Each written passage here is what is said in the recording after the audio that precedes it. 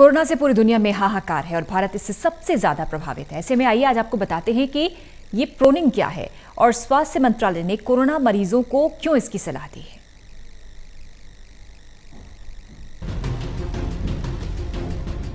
देश में corona virus की दूसरी लहर के चलते हालात दिन पर दिन खराब होते जा रहे हैं। बड़ी संख्या में कोरोना के मरीजों को ऑक्सीजन की जरूरत पड़ रही है, लेकिन देश भर में ऑक्सीजन की भारी कमी के चलते कई मरीजों को अपनी जान से हाथ धोना पड़ रहा है। देश भर के कई अस्पतालों ने कह दिया है कि उनके पास कुछ ही घंटों के लिए ऑक्सीजन बची है। दिल्ली के मैक्स अस्पताल को तो ऑक्सीजन की सप्लाई के लिए अदालत का दरवाजा खटखटाना पड़ा था। इन हालात में केंद्रीय स्वास्थ्य मंत्रालय ने सांस लेने में जिन मरीजों को तकलीफ हो रही है उनके लिए प्रॉनिंग के कुछ आसान तरीके सुझाए हैं। केंद्रीय स्वास्थ्य मंत्रालय ने जो सलाह जारी की है उसे प्रॉनिंग फॉर सेल्फ केयर का नाम दिया गया है। क्या है प्रॉनिंग? ट्विटर पर स्वास्थ्य और परिवार कल्याण मंत्रालय की ओर से जारी इस गाइड में बताया गया है कि सही तरीके से लेटकर गहरी सांस लेने की प्रक्रिया को प्रॉनिंग कहते हैं। इससे शरीर में ऑक्सीजन की कमी को दूर करने में सहायता मिलती है। गाइड में कहा गया है कि खासतौर पर उन कोविड मरीजों के लिए अति लाभदायक है जो कि अपने घर में आइसोलेशन में हैं और उन्हें सांस लेने में तकलीफ हो रही है या फिर जिनकी ऑक्सीजन का स्तर कम हो रहा है। इस गाइड के मुताबिक प्रोनिंग विधि का इस्तेमाल तभी करना चाहिए जब मरीज को सांस लेने में दिक्कत हो रही हो और उसका ऑक्सीजन का स्तर 94 से नीचे चला गया हो। सलाह दी गई है कि होम आइसोलेशन के दौरान ऑक्सीजन का स्तर, ब्लड प्रेशर, ब्लड शुगर और शरीर का तापमान लगातार मापते रहना चाहिए। गाइड में कहा गया है कि सही समय पर प्रोनिंग यानी कि विशेष तरीके से लेटने की विधि अपनाने से कई जानें बच सकती हैं। स्वास्थ्य मंत्रालय के मुताबिक ये तकनीक 80% तक कारगर है।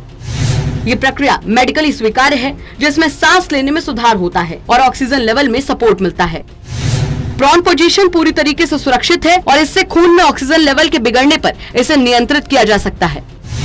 इससे आईसीयू में भी भर्ती मरीजों में अच्छे परिणाम देखने को मिले हैं। वेंटिलेटर नहीं मिलने की स्थिति में ये प्रक्रिया सबसे ज्यादा कारगर है। पेट के बल लेटने पर जोर। इसमें खास जोर पेट के बल लेटने पर दिया गया है। इस विधि में तकियों का इस्तेमाल करने की सलाह दी गई है।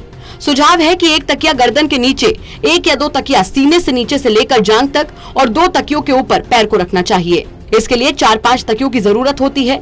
तकियों का मोटा या फिर पतला होना लोग अपनी पसंद के अनुसार चुन सकते हैं। स्लाइड्स के जरिए बताया गया कि बीच बीच में पोजीशन बदलती रहनी चाहिए और किसी भी अवस्था में 30 मिनट से ज्यादा नहीं लेटना चाहिए। कब प्रॉनिंग नहीं करनी चाहिए, किन स्थितियों में प्रॉनिंग नहीं करनी चाहिए, इसके बारे में भी बताया गया है।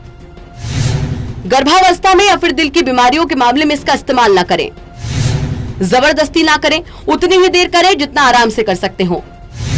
खाने के तुरंत बाद ना करें। 24 घंटों में अलग अलग पोजीशन में 16 घंटे तक प्रॉनिंग कर सकते हैं। अगर एक खास अवस्था में लेटे लेटे दर्द होने लगे तो शरीर के उस हिस्से पर पड़ने वाले दबाव को कम करने के लिए तकिए को अपनी सुविधा के हिसाब से एडजस्ट करते रहें।